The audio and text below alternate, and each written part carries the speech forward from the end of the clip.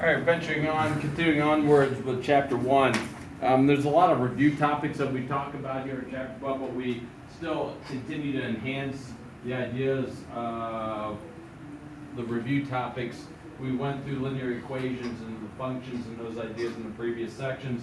We're now going to go into exponential ideas, looking through exponential ideas, which will lead us into the idea of logarithms.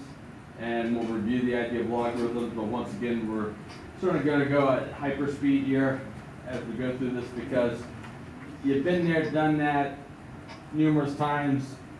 We just need to rehash the ideas as we go forward. Exponential properties, you've dealt with these for quite a long time. If I have a like basis, what do we do with the exponents? Add them. So we can add them. When we have division, we subtract them. Okay, when we have a power to a power, what do we do with them? Multiply them. And my goal here is to get through this fairly quickly today, and you can get into your homework. And when we have x and -1, we have a negative exponent. What does that do to our base? Yeah, it makes it smaller, but how can we rewrite it? Negative exponents. 1 over x, yeah. It reciprocates the base. So whenever you see a negative exponent there, it reciprocates the base. Whatever the base is, it reciprocates. When we talk about reciprocating, we go from top to bottom. So if we are over 1, it's going to drop it to the bottom. Now, if we have 1 over x to the negative a power, this will be 1 over x. So I'm dividing by a fraction. So we have 1 divided by 1 over x, which is 1 times x, or the value of x.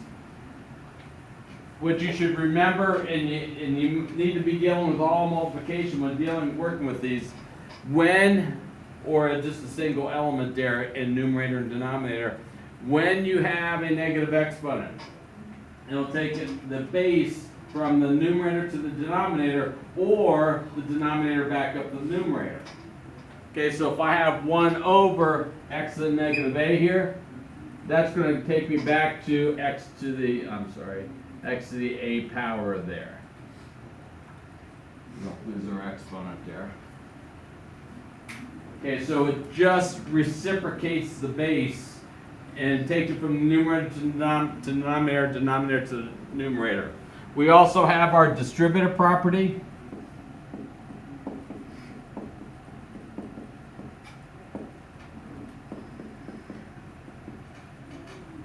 We have a distributive property that we can distribute if we have multiplication here.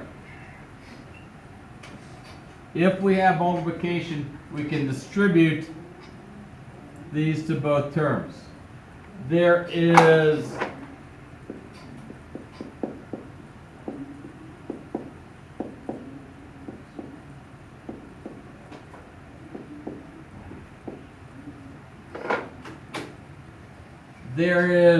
if you think back to orders of operations, orders of operations say we have to do exponents first, then multiplication, division from left to right, then addition, subtraction from left to right. Okay, that is our orders of operations. The distributive property, when working with the distributive property, you can only distribute over the operations that are just below you. So exponents will only distribute over multiplication, division. Multiplication, division can only distribute over addition, subtraction. We cannot jump over and try to distribute exponents over addition, subtraction. Case in point, the idea, if I have x plus 2 quantity squared. X plus 2 quantity squared. We cannot distribute our exponent of 2 over both these terms. We have to say this is x plus 2 times x plus 2 which will give us x squared plus 4x plus 4 when we multiply this out. We cannot distribute just saying this is x squared plus 4. But if I have multiplication in here, I can distribute exponents over multiplication. So we have x to the a times b power times y to the c times b power. I can distribute my exponent over over multiplication or division, but I cannot distribute over addition subtraction.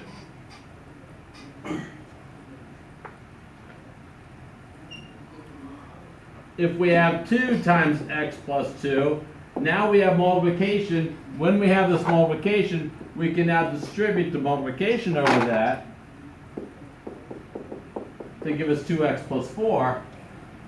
But I cannot distribute exponents over addition subtraction.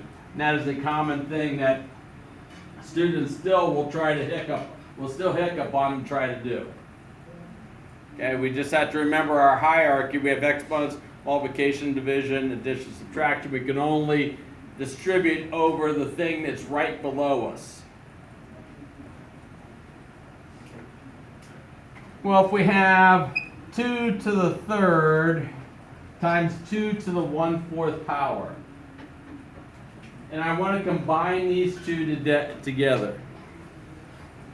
I have 2 to the third and 2 to the 1/4 power. Then we want to combine them. Well, to combine these together, we have a like basis. So if we have the like basis, what can we do with our exponents? Add them together.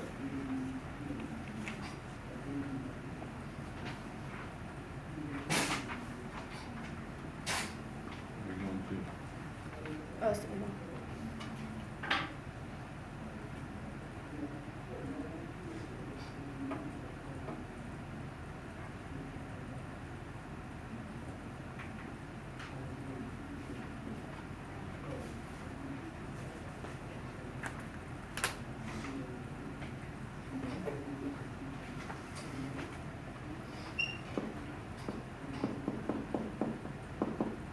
So we have 2 plus 1/4. So we have, or 3 plus 1/4. So we have 2 to the 3 and 1/4 power, which if I want to, I can write this as 2 to the 13 over 4 power. If we have 4 to the y power and times 5 to the t power.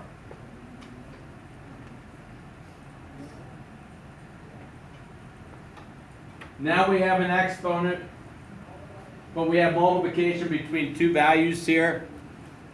So I want to be able to simplify these out so we can then distribute to both of our terms. Brady, what would you have? 4 to the y times t times 5 to the nt. All right, can we combine 4 to the yt and 5 to the nt power? Can we combine these together to give us 20? No, we cannot combine these together because we do not have a like basis. Another property of exponents that we should take a look at is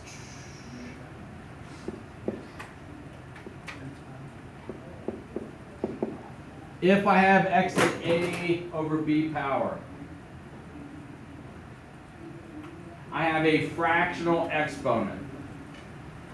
We can simplify this into a radical form where our denominator is our root and our numerator is our exponent. Yeah? I had that exact question on the ACT, and it was like, it had X where the B is, and it like just scrambled all the letters. So it was, I didn't know what the answer was, but just from logical reasoning, like, what could be some of the other ones? We can also put this, so I'm a day late and $1 short with this, Yeah, right? Yeah. We were just talking about that. Like right before class we talked. I can also write this as the bth root of x to the a. Okay, and either one of these is adequate. If I would take a look at,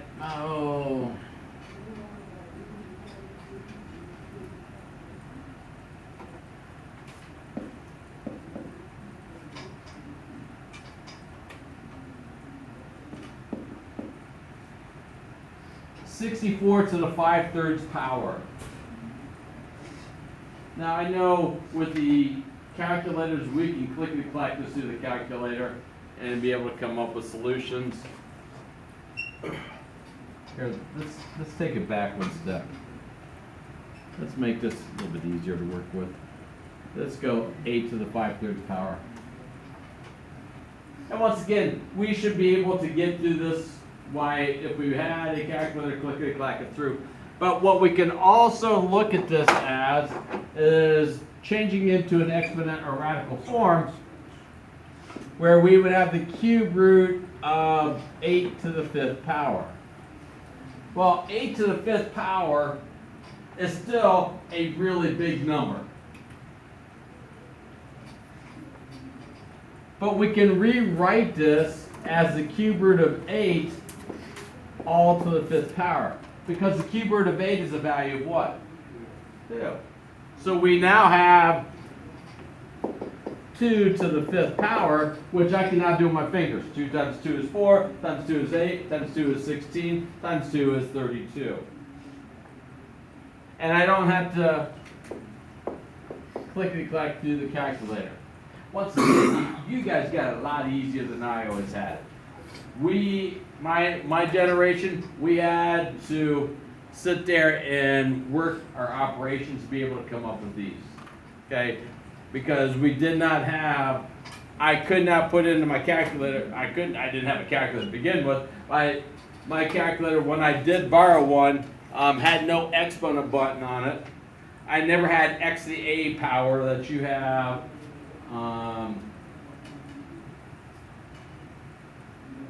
One of your exponential buttons where you have x to the a power or x to the a b power. I didn't have that. At best, I could take a square root of a number. I couldn't take a cube root of a number. So I'm sitting there trying to run myself through this. So you had to work yourself through the idea of what are the properties going to be. Now, you have a very nice tool in your hand to be able to calculate, to be able to do work for you. If given the equation 7 to the x is equal to 14, and you do not remember all your log properties, but you want to solve this equation,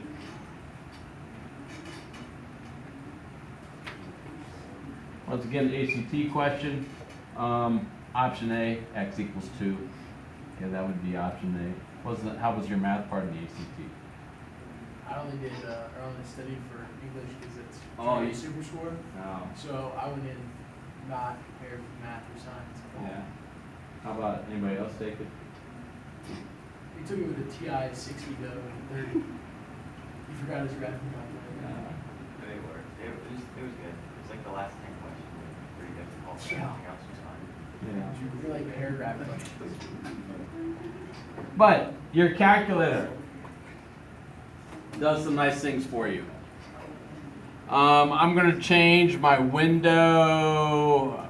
These windows are going to be bad. So I'm going to hit zoom and hit our 6 option, which gives me what I'm going to want to deal with here.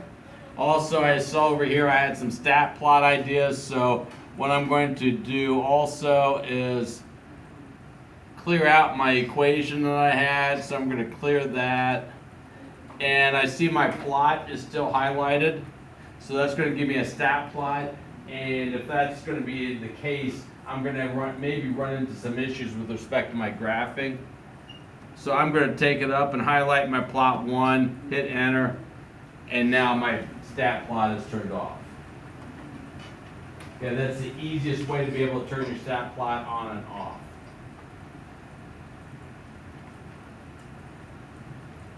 I was at this was a long time ago. This is when we did calculus as an AP course. We used to do this as an AP course. I had to go to I call it the math nerd seminar, because I was sitting in a room and there was about 40 people in there, AP teachers. We were all a bunch of math nerds. Okay, they gave us questions.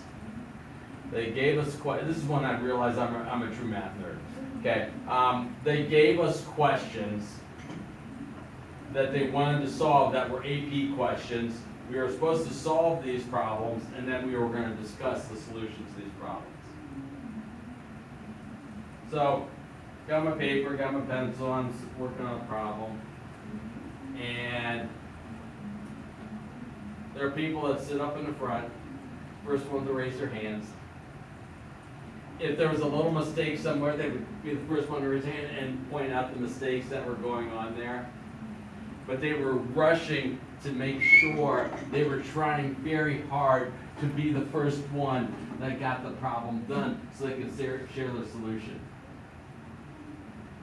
And I sat there and went, man, that guy struggles a little bit. He needs to get more of a life than just outside of mathematics. There was like 2 or 3 of them up there. And I threw a judgment on him. I said, man, that dude's a math nerd. Okay, I threw a judgment on him. But then I looked around, I looked at my paper, and I looked at myself, and I went, you know what? I'm sitting in a room with these people. So if I'm calling them a math nerd, and I'm sitting here working on this problem, and I'm going, mentally, maybe that's not quite right, I'm one with them. I am a math nerd. And I made that realization at that point that I'm there. But they went through a problem like this, and the TIs, they were out. They weren't as prominent as what they are now. Everybody has one. Back then, I bought a set of 10 TI calculators that if you didn't have one, you could borrow, or you can rent for the year. You can rent a TI calculator for the year. So they were showing some nice usages of the TI calculator. And one is 7 to the x equals 14. If you don't remember your log problems, this is an easy log problem to be able to solve. But if you don't remember the log properties, how can I use my calculator to solve that? Well, in y number 1 up here, I want you to type in 7 to the x power.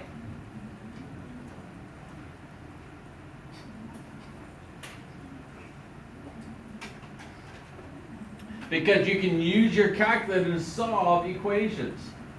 In y2, what's that equal to? That's equal to 14.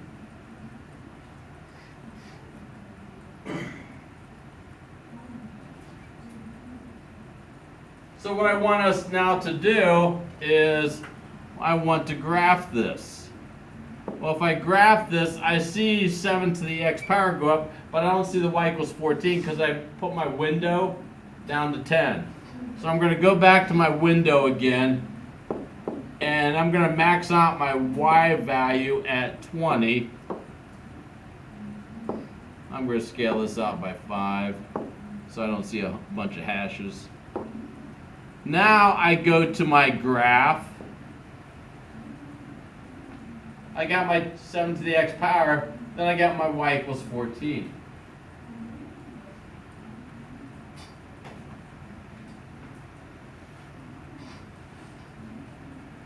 So now, where do you think I find my solution at? At the point of intersection. So if I go to my second and calculate button, you get a screen that has, we've used the first one a lot. But option number 5 gives us intersection. So I'm going to go to option number 5. Well, it gives us back to the curve and a darn blinking spider here. Okay, here's my blinking spider. What it's asking you to do is try to find the intersection point as best as possible of my first curve. So I'm going to use my left arrow and move my darn blinking spider somewhere close. Okay, I am under here, I'm over there, so I'm going to go under. It looks a little bit closer. Hit enter. And then the second curve is my y equals 14. And I'm going to move it, looks like close to the intersection point, and hit enter again. They give you a guess, and you hit enter one more time. And they give you the intersection point at x equals 1.3562. So if you would take 7,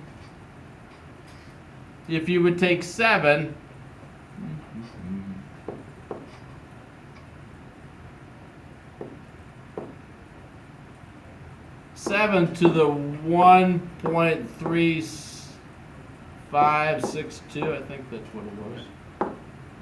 I get something very close to 14.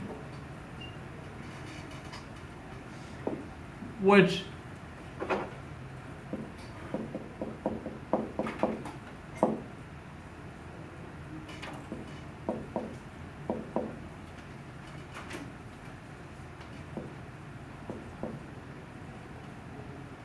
given an equation like this, and you're asked to solve,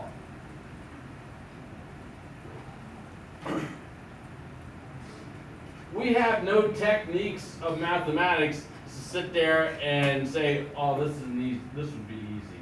I just can't take the log of both sides. I mean, this is an ugly equation, but I want to solve it for a solution. So in my y1, I have no idea what these will look like. In my y1, I'm going to type in the 2 to the negative x plus 5. In my y2, I'm going to type in 2x plus 7 to the x power. And hopefully they intersect. Like I said, I'm just throwing out numbers here. Do they intersect?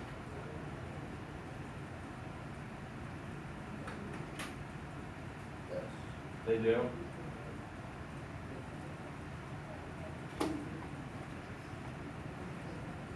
So, these two intersect. I can find a solution to this equation by finding that intersection point. Once again, you've done a lot of mathematics in this class. Okay, you've ventured into a lot of different types of problems in this class and different methods to be able to solve those equations. There's no method to sit there and say, well, 2 to the negative x plus 5 is equal to 2x plus 7 to the x power. We don't have a technique to be able to solve this equation. Outside of, we can take a look at one side equal to the other and find the intersection point. What's the intersection point?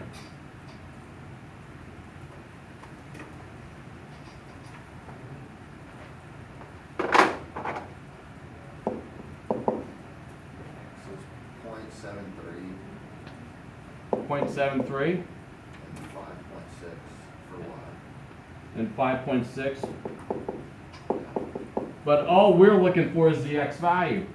So I can then substitute x into here and be able to solve my equation. And I did no techniques of solving equations at all. But your calculator is such a powerful tool that we typically only scratch the surface in regards to what things that we can do with your calculator. But this is a very nice feature. If you're sitting on an ACT test and you're stuck on trying to solve an equation, or you're sitting in a college class somewhere and you don't remember, you got an equation there, you plug in values into this equation and you don't quite remember how to solve this equation. You can solve it by putting both sides of the equal signs as y1 and y2 and find the intersection point. It gives you a solution. And you didn't have to worry about methods of being able to solve.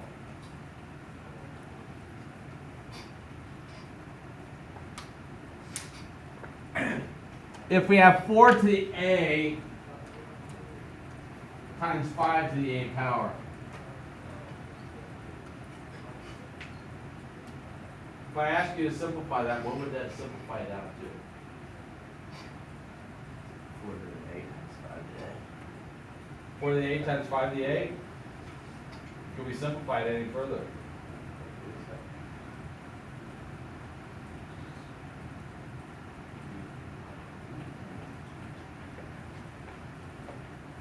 What if I ask you,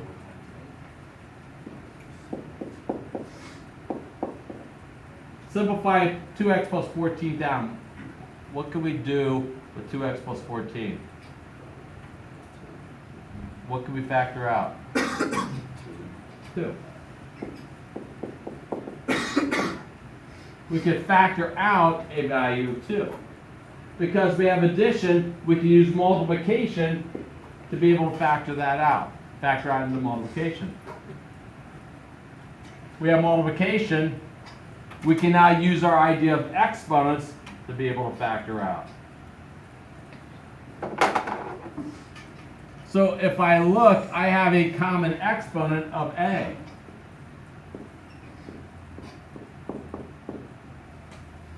Which would be 4 times 5 to the 8th power. Because I am undoing the distributive property for the a times 5 to the a. So I have 4 times 5 all the a. I can simplify 4 times 5 down to give us 20 to the a power. So once again, we should be all good with that. I mean, we've done that numerous times. We know about factoring our greatest common factors, multiplication over addition, subtraction. But what we don't really touch is exponents over multiplication. Exponents over multiplication, I can factor out a value. I could factor out a value.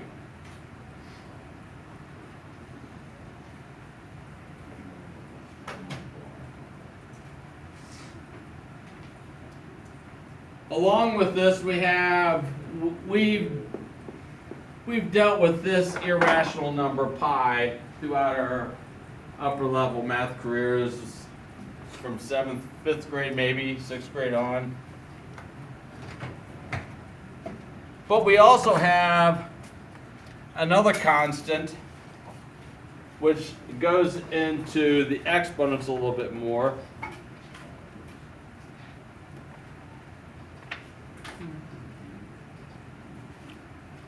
Which is Euler's number. And of course we're Americans and we're hooked on phonics.